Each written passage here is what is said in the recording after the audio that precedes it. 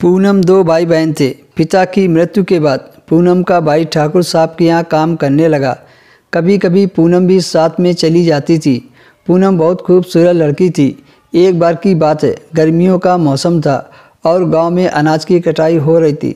पूनम अपने भाई के साथ ठाकुर के खेत पर काम करवा रही थी और साथ में माँ भी आई हुई थी।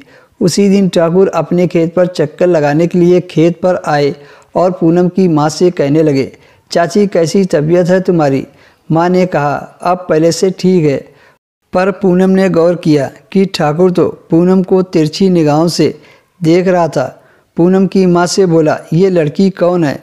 माँ ने कहा, ये मेरी बेटी पूनम है। ठाकुर ने सिर हिलाया और वहाँ से चला गया। अगले दिन जब हम लोग खेतों पर से काम करके वापस आए, तभी दरवाजे पर किसी ने कुंडी खटखटाई। पूनम के भाई ने दरवाज़ा खोला तो देखा कि ठाकुर साहब थे। ठाकुर पूनम के घर के अंदर आए और उसकी माँ से पूनम के साथ शादी के लिए बोला। ये बात सुनकर पूनम की माँ गुस्से से आग बबूला हो गई और कहा, ठाकुर अपनी उम्र तो देखो और मेरी बेटी की उम्र अभी 17 साल की है।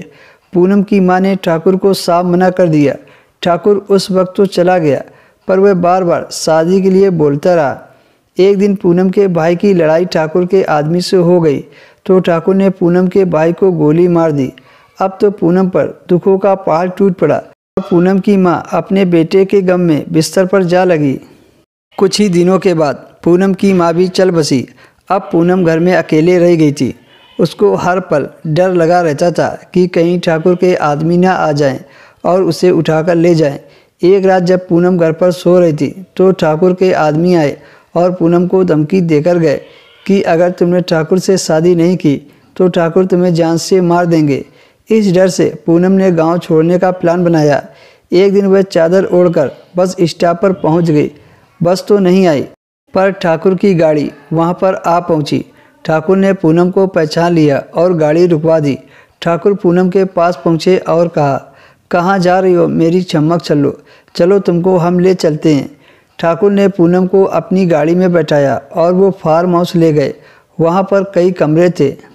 ठाकुर ने पूनम को एक कमरे में बंद कर दिया और वहाँ से चले गए। पूनम 2 दिन तक ठाकुर के फार्म हाउस में बंद रही। एक दिन पूनम ने वहाँ से भागने का प्लान बना लिया। उसने वहीं पर पड़े एक आदमी के कपड़े पहने और एक थैला उठाया। पीछे की खिड़की तोड़कर पूनम वहाँ से भाग गई। वो बस स्टॉप पर पहुँची तो बस भी तुरंत आ गई और अगली सुबह वह शहर में पहुँच गई। वहाँ जाकर वह एक घर में गई और अपनी हालात को बताते हुए नौकरी मांगने लगी। उस आदमी ने पूनम को काम पर रख लिया। उस आदमी के बीवी बच्चे दूसरे शहर में रहते थे। वह यहाँ पर नौकरी करते थे।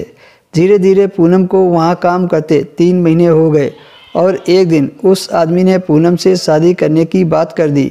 यह बात सुनकर पूनम झट से मान गई और उस आदमी से शादी करके वहीं रहने लगी।